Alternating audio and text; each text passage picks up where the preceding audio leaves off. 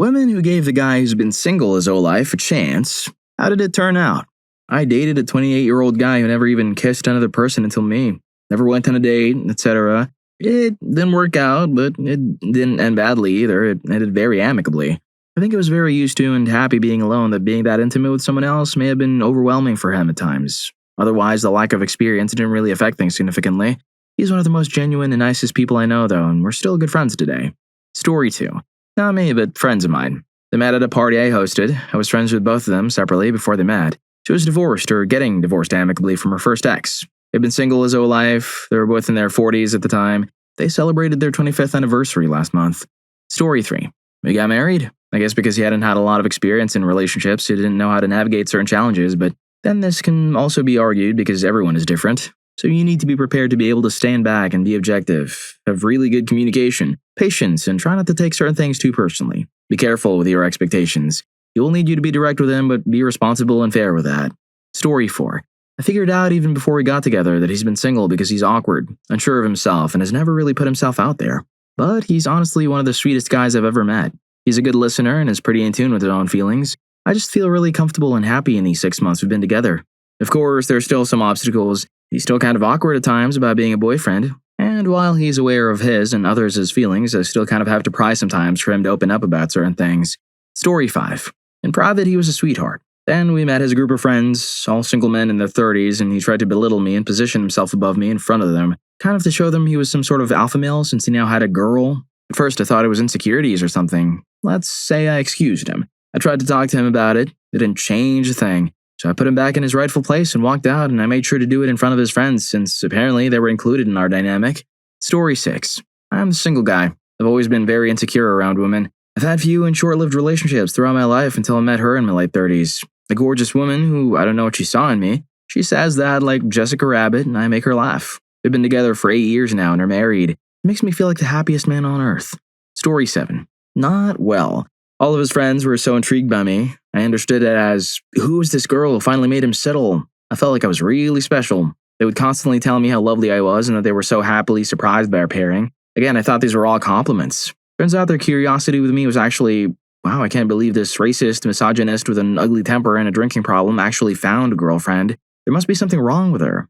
When his best friend tells you you're too good for them, run.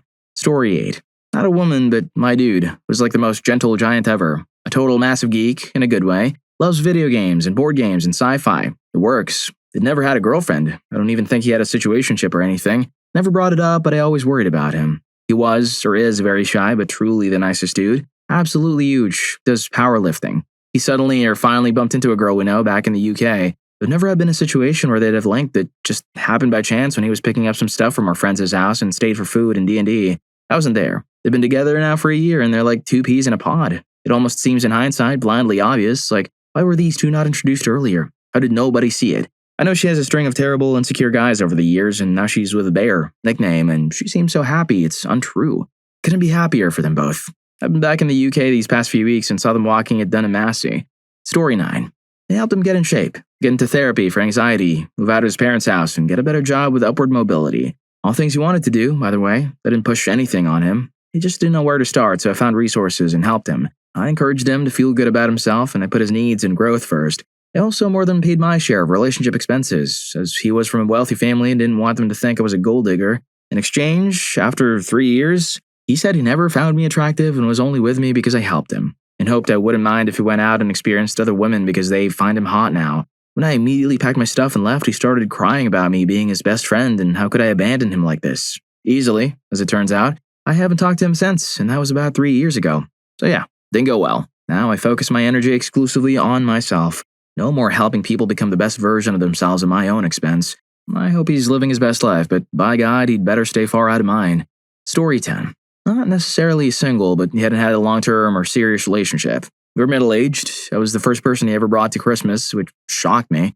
I then found out from his childhood friend that he hadn't had anything long-term before. In a joking way, after too many beers, his friend said that nobody ever wanted to put up with him before, and that I guess he never wanted to celebrate birthdays or holidays before. I vaguely remember him saying something about this when we first got together, but I gave him grief about it and it hasn't been an issue. I think deep down he felt like he was never good enough, so he just didn't even try.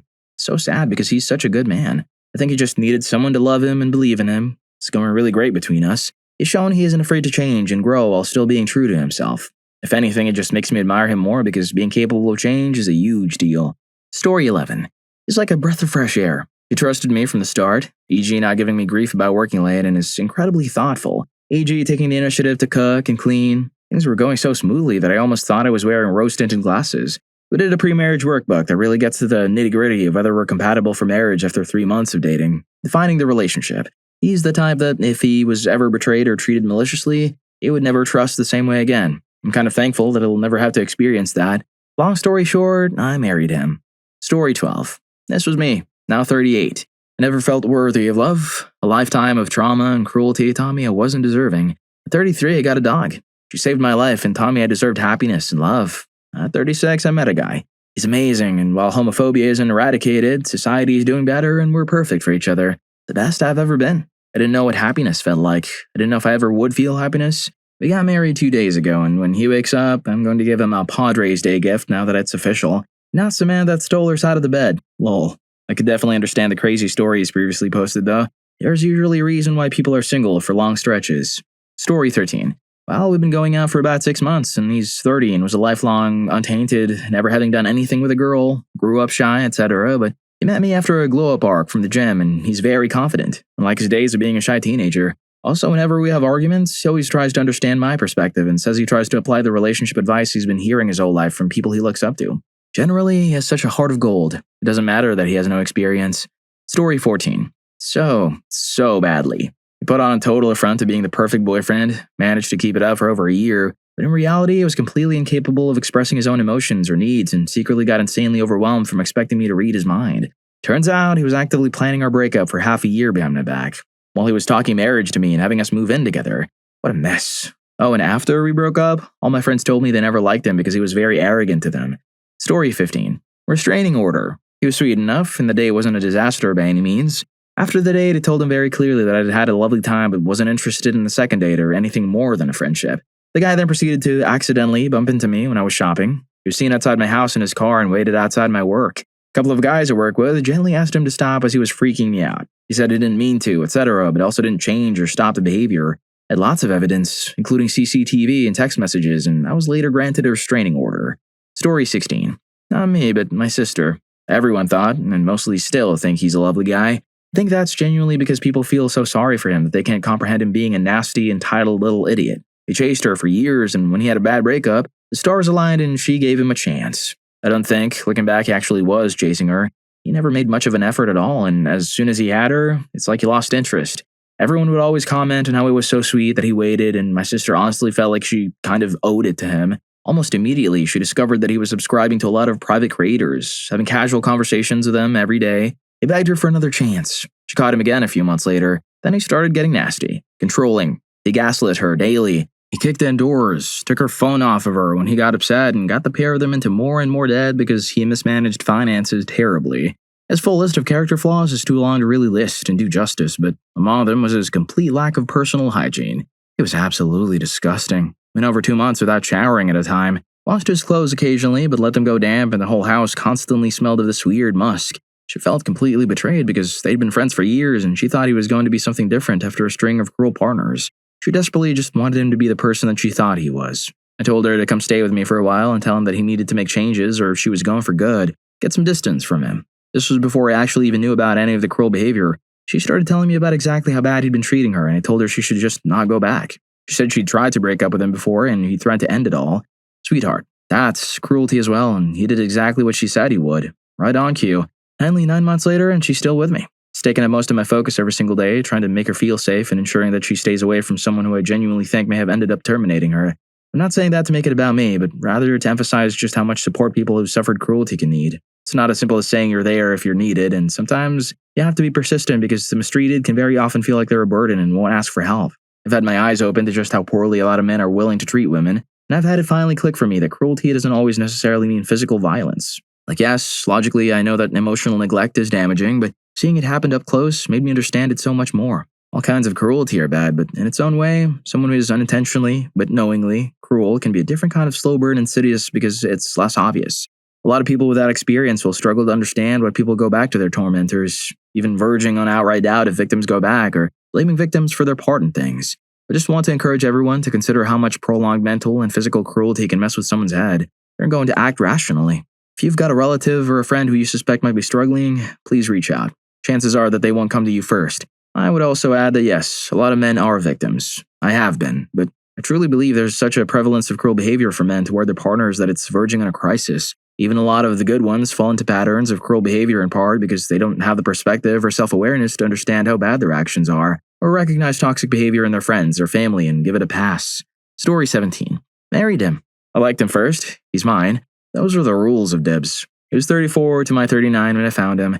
He was on a health food kick and brought broccoli to work every single day, really. And then he would eat it all the way down to the stem. I assumed he needed something in his life because who the heck does that, so I bribed him with lunch out. Eventually, over 4 years, I figured out that going out to lunch every single day and going out to dinner and a movie once a month actually constituted dating. I still joke that we're just very good coworkers. We got engaged 3 years ago, built a house together, and are getting married next Christmas. All in all, it turned out pretty damn well. Story 18. It was great for 3 months. Then he decided he preferred dating the local bar. He'd always enjoyed his beers, but despite how consistently he pursued me and courted me, even a low-pressure relationship was more than he could handle.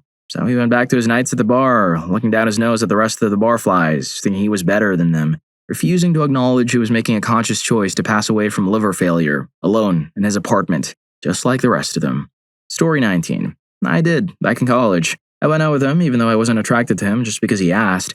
I became his emotional punching bag, especially whenever he got intoxicated. He hated that I was attractive since he wasn't, also hated that I was doing well in academics because he wasn't. Something about a man's pride? I don't know. It just felt strange that his self-esteem was predicated on me being inferior to him. He assumed every person I interacted with was out to steal me away from him. He even got unbearably jealous of my 2-year-old niece when I called her adorable. I didn't know how to get his point across without belittling me or using said insecurities to guilt-trip me into admitting I was wrong. He threatened to end it all when I wanted to break up after just 3 months because I couldn't stand the emotional volatility anymore. Then stalked me for years after that in an attempt to get me back. He even tried to use my other female friends in college to talk me into getting back with him. They didn't know he was cruel and were appalled the moment they learned why I refused. After I was finally able to get him out of my life, I promised myself I would no longer go out with a person unless I actually was attracted to them. I rejected other men who showed interest in me after that because I found none of them attractive, even though they were smart, friendly, and well-adjusted for our age. And I started wondering whether I even actually found any men attractive at all. I didn't even know what my standards for men were, just that no one ever met them and that I just dated people anyway because I wanted to feel normal. 6 or so years later, I happened to read up all about compulsory heterosexuality, ComFed, and then realized I was gay all along. Story 20. We just had our second anniversary and we've decided to stay married for another 50 years minimum. The only serious debate, not an argument, definitely not fight, just a debate we ever had was over which one of us was luckier to have the other. I often tell him how sorry I am that he was lonely for so long, but I feel really blessed that he was still available when we met, closer to middle age than youth. I truly believe that everyone who hopes to someday find their person is hoping and praying for a person exactly like who I got. It's just one of the life's little jokes that I got him because I genuinely was not looking. I'm just smart enough to know a good thing when I see it. Story 21. I gave the typical never had a girlfriend guy a chance at 28. At first, it was nice, very attentive, detailed, and you could tell that he wanted to do everything right. I felt like I was his first love because, well, I was. But over time, I realized something. When someone has never been in a relationship, they not only lack romantic experiences, they also lack emotional peace. They didn't know how to communicate. He didn't understand that love doesn't always feel like a movie, and he took everything as a criticism or personal rejection. It was like teaching someone to swim while we were drifting in a boat. A lot of emotional burden, a lot of pressure, and a little balance. It wasn't a disaster, but it was exhausting. I learned that it doesn't matter if you've had 1,000 partners or none. What matters is your emotional maturity and your willingness to grow. Story 22. I married him, and it's been amazing. He's handsome, smart, educated, kind, respectful, funny, and I'm so lucky. He's no relationship baggage and never plays games. He says what he means, end of story. He's so psychologically healthy that he should really be studied. I've never met someone with such bulletproof self-esteem that isn't also a complete psycho. Some of these perpetually single men are just overgrown children and or have crippling insecurities that keep them from dating. My husband is demisexual, and I suspect he's on the autism spectrum as well, so he's never been interested in casual dating and also was kind of clueless when women expressed interest. He's told me stories about past interactions, and I've had to inform him that women have been hitting on him for years. He was shocked because he thought all these women were just being nice. Story 23. How was my husband's first girlfriend, first date, first kiss, etc.? We were only 18, so it wasn't that shocking, but still relatively unusual, especially for social groups. An important thing to note is that he didn't ask for a chance. That's an immediate ick. He was just kind and felt like a safe person to be around, so I made a move. Those qualities of his are still true today. He's enjoying a less than relaxing Father's Day right now because we have a 4-year-old and a soon-to-be 2-year-old this week, so life is constantly chaotic. We joke, but it's probably true that if he hadn't met me, he would live alone in a tiny house in the woods. Instead, he has this busy, chaotic life with 3 incredibly chatty people in the house. He says he wouldn't have it any other way, and neither would I. Story 24. How about a response from a guy who has been single his entire life and then someone gave him a chance? I've been married for about 5 years now and have a 4-year-old. My first relationship was when I turned 37. I swear I didn't work at an electronics store and she was not running an eBay store. I was single during high school, college, and then early professional life. Anxiety, self-doubt, and a lack of confidence led to a completely antisocial life. No real friends, no life. All fingers point to me. I'm not blaming anyone. When I was 36 or so, I decided to make a change. I quit my job, sold or gave away everything, and moved to New York. This sounds like a sitcom, but in my mind, I had to be in a place with so many activities that I couldn't avoid them. I joined an MBA program and started taking part in activities. I met a girl at a lecture about ancient Roman history. Universities host guest lectures all the time, which are open to everyone. That led to my first relationship. It was okay. I never really connected too well with her. She was too social for me. Well, 2 or 3 relationships later, I met my now wife at a work event. We didn't work together, we worked in the same line of work. Someone I knew at the event told me that woman over there was asking about me. I kept waiting for a chance to introduce myself to her. Eventually, she got up and sat down next to me and introduced herself. We started talking, then meeting up outside of work events, and 6 months later, we were married. It's been going well so far. If you're enjoying the video, don't forget to hit that subscribe and like button for more videos like this. Story 25. He broke up with me saying he was jealous of me as a woman because I apparently can get intimacy from whoever I want, and that he thought because he got me, he could probably get other girls too now. He wanted to fool around before marriage, but told me that if I wanted to get married, he could marry me after fooling around. I was heartbroken. Well, he did fool around and found out, I guess. As rumors say, he never found someone else. Now he's in his 40s, bald, no kids or wife, and almost no friends. Still complaining about not getting women. Me, I married a beautiful person and had kids. Story 26. We are 21 months in now and living together. He's been patient and gentle, dealing with me in general and the damage done by my last partner. His hugs put me back together. His quirkiness and great sense of humor keep me laughing every day. He does have a certain naivety about relationships, and I see how others could easily take advantage of people with no dating experience. That same naivety is also nostalgic and whimsical in a way to me, and I find it endearing. I think not dating until he was in his late 20s, and I picked him out and made it so he isn't so cynical about the dating world. He trusted me with his heart from the get-go. I didn't have to break down any walls. He didn't have any trauma from past relationships to get through, and we didn't have to worry about any crazy exes on his side either. With this said, he made it clear in the beginning that he has healthy boundaries and expectations. I think most women appreciate men like that. He has allowed me to grow and blossom in ways I didn't know were possible for me. Every day is a new challenge, but every day we are there as a team and take it on. He's the best. Story 27. He was perpetually dating, first dates, but nothing serious for years. When I met him, he had deleted his apps, decided to start trying new things to better himself instead. He built a bike, got really into baking, got better at guitar, and spent more time drawing and reading. The books and YouTube how-to videos really balanced out his video games. When I met him, his topic of conversation with me was how his friend's boyfriend was trying to set him up with a dude because the guy thought he was gay. I guess it was because he wasn't trying to date anyone and was working on himself. Anyway, what a great impression for me to get. To be clear, I'm female. I pursued him ultimately, seeing what a nice guy he was. He's goofy and intensely curious, and we had things in common. Plus, I wanted to give him a chance. He was pretty nervous and sweet and inexperienced in some ways, but we talked about it. And because we talked about it and he's such a great big nerd, he would research what I was bringing up. Holy cow, the excitement was insane. Dedicated, thoughtful, open to new ideas, and so wonderfully nerdy. Yeah, I'm married to this dude now. In fact, he just got a favor yesterday for getting technical and an explanation about coding a website. Story 28. My husband was 45 when we married. His first. He'd never had a relationship longer than 7 months before. We'd been married for 7.5 years. It's going great. Had a lot of catching up to do on the we're a team, you aren't just by yourself anymore aspect. He also had a lot of baggage to unpack because his late mother was crazy and messed him up a bit. I had some baggage from my ex-husband and late husband also, so we've worked through a lot together. He's generous and hardworking and brilliant and a great guy. I'll take introverted and socially awkward any day. Story 29. He didn't go out a lot. Didn't meet people a lot. I'm not even sure if he really liked me in the beginning. I think I was just the first person to show him kindness, and he eventually developed a level of affection for me. He was okay. It wasn't mean. Most of the relationship was easy. Watching movies and seeing concerts and stuff. No drama until we stayed together longer and got older. We eventually discovered he had a lot of anxiety, but he refused to get help. I couldn't live with his conspiracy theories and refusing to go anywhere or do anything where he needed to provide identification. I couldn't deal with the inconsistency of him working only under the table jobs. I outgrew him.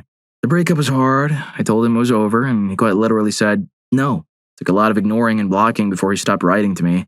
Last I checked, he was still alone. Story 30.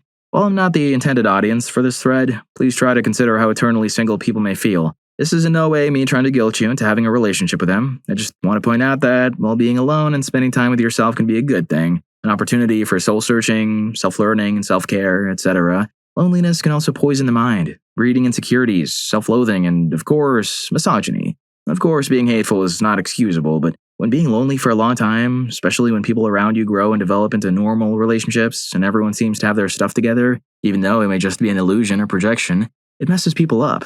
It can put them in a state of arrested development. Some phases are not properly developed and it messes one up in the long run. And can you really blame people for being skeptical? There are people out there that can more easily manipulate you when you're emotionally inept, and that will take the chance to do so. And that makes you move further down the spiral. Skepticism and isolation can sometimes be their only defense because even though loneliness is poisonous, heartbreak is hell, especially when you can't help but think your chances are way lower than anybody else's.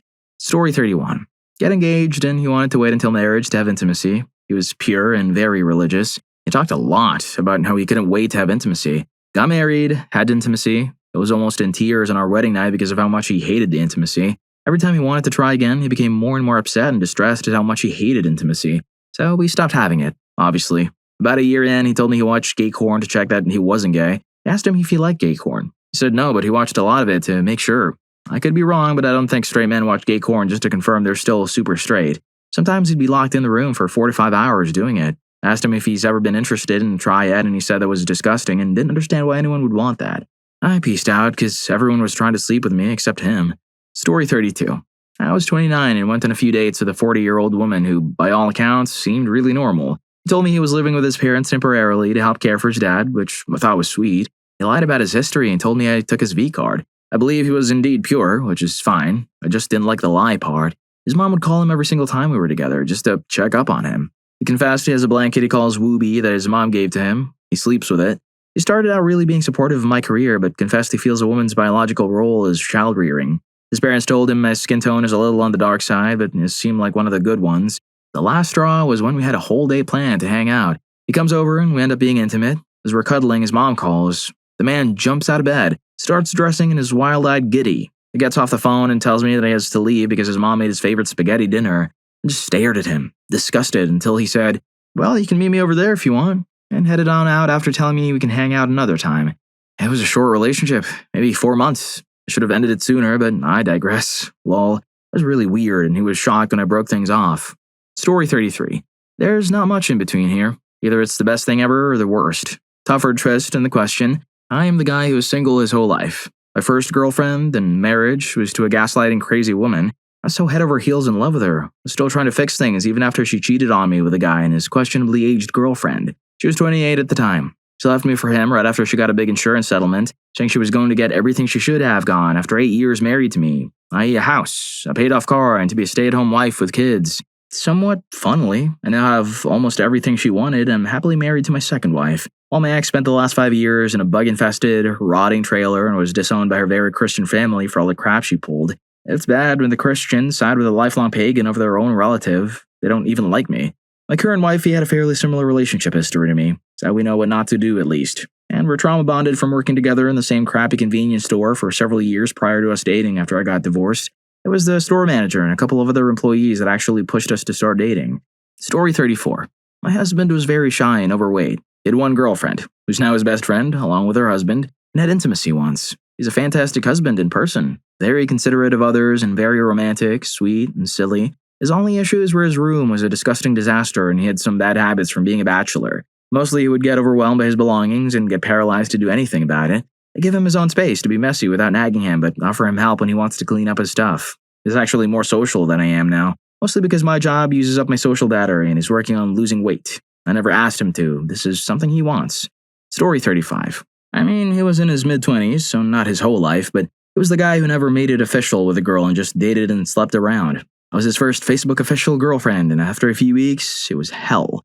All of the girls he fooled around with but never called girlfriends immediately hated me without even knowing me. I was sent explicit pictures of them and my boyfriend from years prior. They'd make nasty social media posts about me claiming I did disgusting things to be worthy of the girlfriend title. And so many girls were constantly texting their photos or long, pathetic messages about how he could choose fat, ugly, stupid me over them to be his real girlfriend. It destroyed my confidence, because I was young and didn't realize how much of a toxic red flag this was. It made me more desperate to stay his girlfriend, which of course he loved. As time went on, I was constantly feeling like I was competing with these non-official exes, and he would casually mention, "Yeah, Stacy sent me some pictures last night when she was intoxicated. She got her melons done."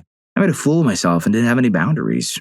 After staying for way too long, I developed some dignity after finding out he was physically cheating, and I left. Story 36. It'll be 8 years together this September, so I'd say pretty good. We met on World of Warcraft, sort of trauma bonded on Mythic Rating, basically 20 people working together to defeat the hardest bosses in the game. It took forever to get to know. He spent about a year as an acquaintance, another year as a friend, and I woke up one morning reaching for my phone to see if he'd messaged me and realized, oh crap, I've caught feelings. I flew out to see him, and then finally learned his in-real-life name about 6 months after we confessed our feelings. We both were 28 at the time.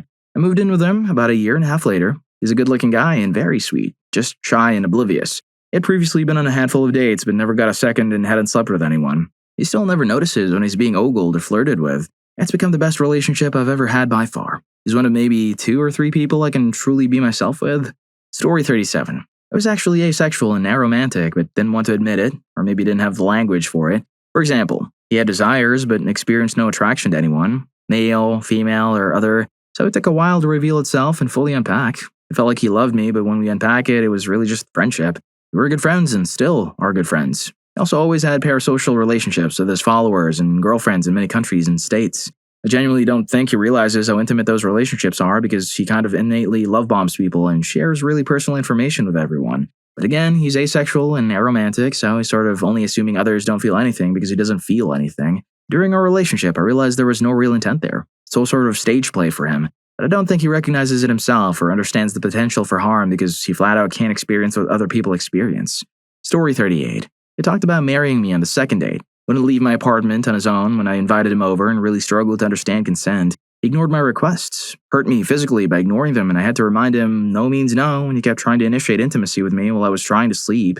I felt like an object on a pedestal to him. He also spent a lot of time talking about his insecurities and couldn't take a compliment, which was really uncomfortable for me. He lied about things to test me. I gave him the benefit of the doubt at first because he seemed nice. He was in therapy, and it was easy to blame a lot on his inexperience and V-card. But eventually I realized maybe he was single for a reason. When I ended things with him about a month or 2 after meeting him, he said he'd check in with me in a few months to see how I was doing and if we could try things again with a heart emoji. I was like, no, I hated having to mother him through everything. I do hope he can grow as a person and meet a lovely lady one day, but it definitely will not be me. Story 39. When I met him, he was pure and had only ever kissed one woman before. As a person, he was wonderful. Fun and smart, caring, and had dedicated himself for years to therapy to work on his issues and really come out ready to live life without fear. A couple of months in, we started having intimacy, and about 6 months in, we stopped having intimacy. I wasn't sure why he felt the way he did, so he went back to therapy with someone who specialized in people with religious trauma. I suggested to him that he wasn't attracted to me and that his lack of experience meant he didn't know the difference between love, personalities clicking, and attraction. I was sure he had 2 of those, but not the third. He flat out denied that and insisted that couldn't be the issue. I don't think we can all predict how this ended. After a few months of seeing his new therapist, he told me he realized I was right and that even though he loved me, it wasn't into my looks. What really frustrated me, though, is that he has to hang out that weekend. We went to see a movie and had dinner, which I paid for, and then he broke up with me after. He said it didn't even occur to him that a breakup convo should have happened without the date first, and that, at the very least, he should have paid. Overall, it was like dating a great man in his 30s who made every single mistake your first boyfriend made. He had so little awareness of what he wanted. A thing should happen, what normal is. The only thing I got out of wasting 9 months of my time on someone so ignorant was heartbreak. It's a mistake I'll never make again. Story 40. We've been best friends for over 5 years. I'm a bit socially awkward and quiet, and he's very emotionally stoic and quiet, so we always kind of meshed well. He was always so good at keeping himself inside of a shell, so I never saw him as someone who was romantic. He's never dated anyone and never talked about romantic interests. We'd lose touch and reconnect every so often, but I tried everything that I could to keep him around this last time. We became closer and spent every day with each other doing anything. The closer we got, the more intimate we became, and I slowly helped break him out of his shell. Throughout that time, we started having deep talks about how we felt. Turns out we both had feelings for each other since we met that would come and go each time we lost touch and reconnected, but we're both clueless and a little bit silly, but it was more so closed off. We both thought the other person could never be interested. We've been officially dating since Friday the 13th of this last December. We now have talks of moving in together and getting married after I finish college, hopefully on another Friday the 13th. He's still my best friend, but he's also now the love of my life. Story 41. I'd been friends for a few years and had recently gotten a little closer. I hadn't shown much interest in anyone over the years, never even so much as held someone's hand before. I liked him, but I thought he was way too good for me, so I just focused on being friends. Then one summer, the feelings hit me in the face. Something in me just knew life together would be beautiful. I've never felt so sure of something, even to this day.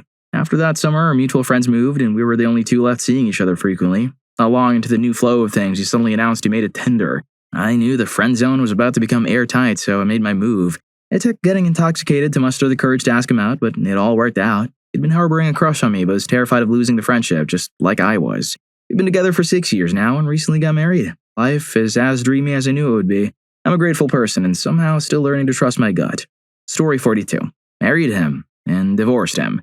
Hadn't just been single his whole life, he'd literally only had intimacy once and it was a disaster. He was kind, funny, and wonderful. No confidence in himself as he was very, very tall and a very large man. He lost weight for the wedding. He looked great. He felt great. A couple of years later, he used that newfound confidence to start an affair with one of his friends. He blamed everything on me. He lied about the affair to all of our friends and said they didn't start up until after we split, whereas actually I found out about it and kicked him out of the house. I don't hold him any ill will. It was over 10 years ago. We don't talk anymore, and I hope he's happy and learned some life lessons about the right way to treat other people. Story 43. I was also single my whole life because I was picky and didn't put a lot of effort into dating, as I worked 3 jobs through college. We found each other online at ages 27 and 25. He was single because he's very introverted, but he isn't weird or anything. He's very smart, creative, talented, and handsome. I had a massive crush on him after a few conversations because he was just the kindest person I've ever talked to. Still, to this day, I haven't heard him say a bad word about anyone. After we met, we just became best friends. We're both really funny and play together like little kids. We have a lot of the same hobbies, but also have fun doing things separately in the same room. We've never really fought about anything, and we have the best life together. We moved in together last August, and we went engagement ring shopping yesterday. When he asks me to marry him, it will be the easiest yes of my life. Well, if you like these stories, here's more. YouTube thinks you're going to love this. Catch you in that video.